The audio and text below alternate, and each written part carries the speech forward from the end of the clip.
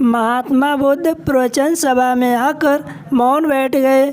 शिष्य समुदाय उनके इस मौन के कारण चिंतित हुए कि कहीं वे अस्वस्थ तो नहीं हैं। आखिर एक शिष्य ने पूछ ही लिया, भंते आप आज इस तरह मौन क्यों हैं? वे नहीं बोले तो दूसरे शिष्य ने फिर पूछा, गुरुदेव आप अस्वस्थ तो हैं? बुद्ध फिर भी मौन ही बैठे रहे। इतने में बाहर से एक व्यक्ति ने जोर से पूछा, आज आपने मुझे धर्म सभा में आने की अनुमति क्यों नहीं दी?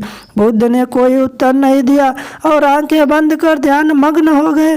वह बाहर खड़ा व्यक्ति और जोर से बोला, मुझे धर्म सभा में क्यों नहीं आने दिया जा रहा है? धर्म सभा में बैठे बुद्ध के शिष्यों में से एक ने उसका समर्थन करते हुए कहा, भंते उसे धर्म सभा में आने की अनुमति प्रदान कीजिए। महात्मा बुद्ध ने आंखें खोली और बोले, नहीं, उसे अनुमति नहीं दी जा सकती है क्योंकि वह अछूत है। अछूत? मगर क्यों? सारे शिष्य सुनकर आश्चर्य में पड़ गए कि भंते यह छुआछूत कब से मानने लग गए। महात्मा बुद्ध ने शिष्य समुदाय के मन के भावों को ताड़ते हुए कहा, हाँ वह अछूत है। वह आज अपनी पत्नी से लड़कर आया है। क्रोध से जीवन की शांति भंग होती है।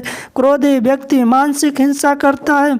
इस क्रोध के कारण ही शारीरिक हिंसा होती है। क्रोध करने वाला अछूत होता है क्योंकि उसकी विचार तरंगे दूसरों को भी प्रभावित करती हैं। उसे आज धर्म सभा से बाहर ही रहना चाहिए।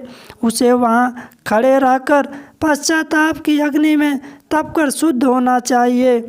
शिष्यगण समझ गए कि अस्पृश्यता क्या है और अछूत कौन है। उस व्यक्ति को भी बहुत पश्चाताप हुआ। उसने कभी भी क्रोध न करने का प्रण लिया। बुद्ध ने उसे धर्म सभा में आने की अनुमति प्रदान की।